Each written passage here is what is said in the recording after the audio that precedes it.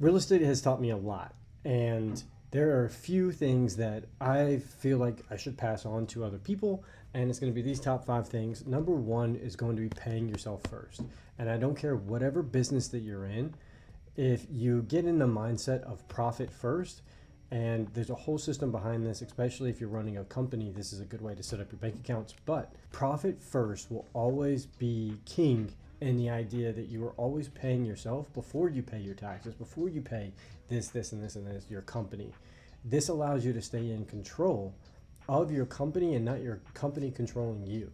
And what you'll find by doing this is that you are eating off of smaller plates. You're running your business off of a smaller plate. So let's say that I've got a $10,000 check. I can then break that down into a few different accounts. One is going to be my profit account. That is how I pay for vacations, things that I want, specialty items.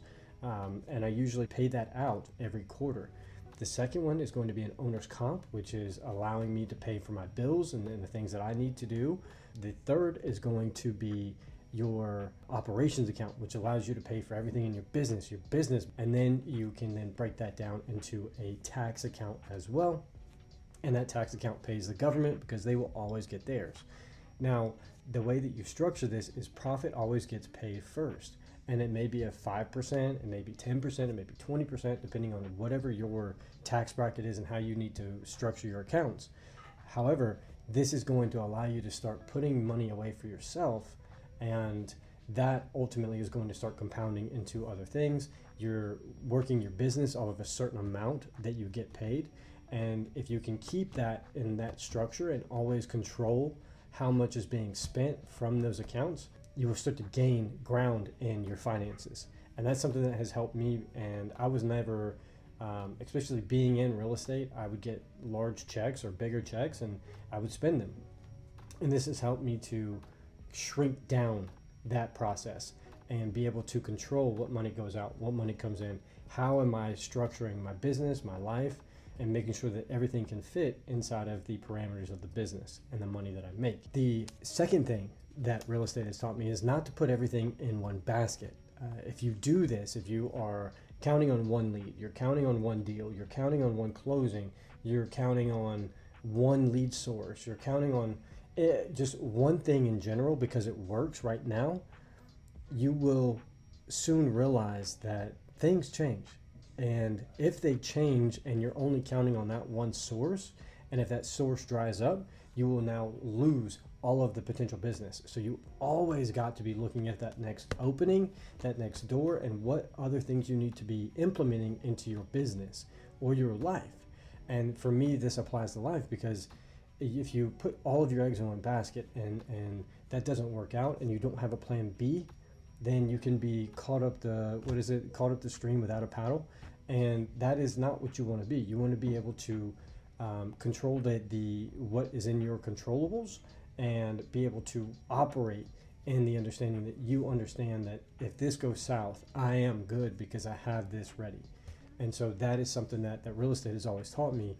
You know, the first time that your first deal falls through a week before closing, it absolutely crushes your soul. And that is something that if you've got 2, 3, 4, 5, 6, 7, 8 deals already operating in that same space, then if one falls through, you have 7 other backups. And that will always kind of keep that rotation moving forward. Number 3 is going to be consistency. Consistency is so important, whether that be, you know, in your discipline in your life. So waking up early in the morning, getting your workout in, eating right, those types of things. That is where consistency really grows because that's how you can get muscle. That's how you get healthier. That's how you save money. That's how you do all of the things in your life. And what I've found is that just because people are ahead of you doesn't mean that they're smarter than you. It simply means that they have been more consistent and they have been doing it. They've been doing the right things the right way for a longer period of time. If you can get in that space and understand that all you've got to do is just be consistent in what you're doing and have some sort of a game plan and a path that is working, then you are going to be so much further. You're going to be able to gain that momentum as you start going through life or going through this business life. You will continuously start to grow as a person because you are being disciplined with yourself. And by being disciplined, you will learn that you don't need all these external things. Number 4 is going to be tracking, right? We've kind of touched on that on the last 3, but tracking is going to be so important when you are running a business, right? If you can track it, you can measure it. If you can measure it, you can grow it. And vice versa. If you aren't tracking, you can't measure it and you can't grow it, and you will never know where you're at, and you will be basing things off of your feeling. And I have learned many times in the beginning of all of this that your feelings will lie to you. Sometimes that you will think that you're doing better than you are, or you'll be thinking that you're doing worse than you are. If you're tracking it, then you can understand exactly where you are, how you need to make that adjustment, and then you can start growing in the format that you want to grow. That is applicable to muscle growth. That's applicable to your health. That's applicable to, can I run a mile? Can I run 2 miles? Can I run 3 miles? Whatever it is for you, you will start learning that if you can start tracking what's coming into your body, then okay, I now understand where I need to be, right? I plateau at 1,500 calories. I need to bump up if I want to grow, or if I need to, lose weight, then I need to shrink down from that, right? It's basic understanding of tracking, and then you can apply that to your money. You can apply that to your personal life, whatever that's bills or whatever it may be. You can apply that to your health. You can apply that in so many factors. So that is a very big one that I would recommend, learning how to track. And especially with all of the AI features that we have nowadays, you can literally get on an AI platform, start asking questions, learning how to track, asking what you need to track, and you can start building that model for yourself. Number 5 is going to be probably the biggest thing that is going to get you further. My granddad said that relationships will get you a lot further than money ever will.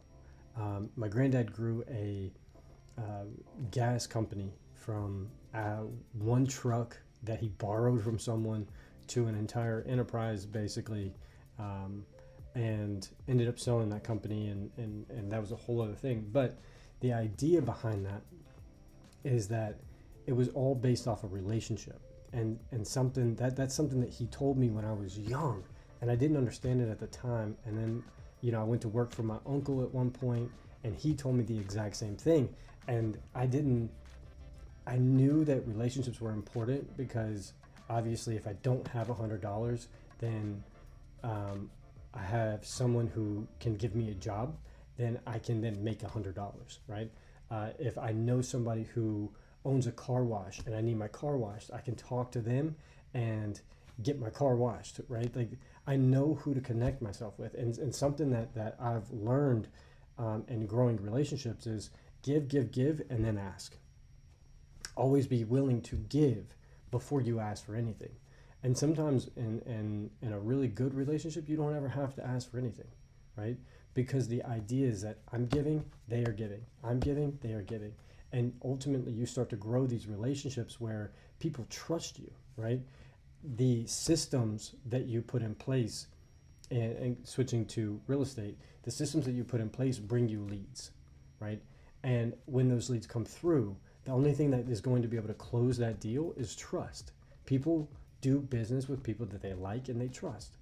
And so if you can learn how to be able to give without needing to receive, and start getting into this space of like genuinely caring about these people, and again, for instance, in real estate, I care about getting people into homes. I care about what the transaction is like for that person.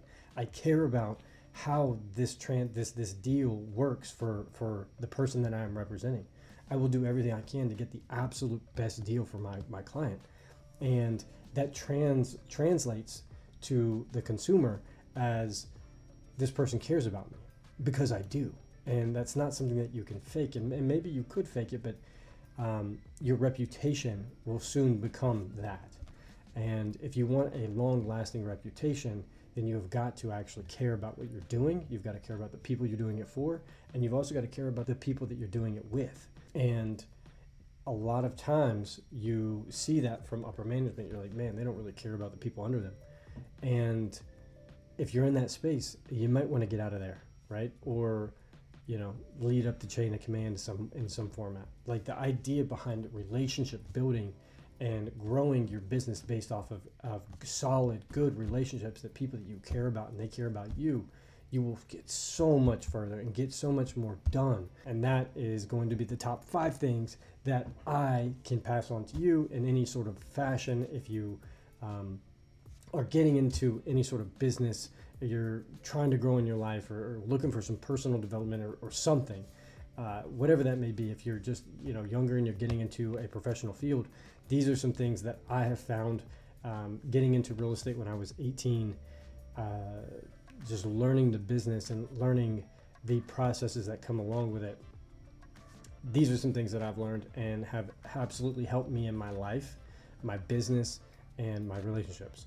And so I hope that that is beneficial to you at some format. If you like this content, if this is something that you have been gotten any sort of benefit out of, I would appreciate a like, share, subscribe. That is absolutely amazing. That's how we're growing this channel. I think we're at right above 1,000 followers now, and that is absolutely amazing, because that means that we are impacting in some sort of fashion, and that means the most to me. So if you guys have any questions, if you like the content, comment, like, subscribe, all that good stuff. Appreciate you.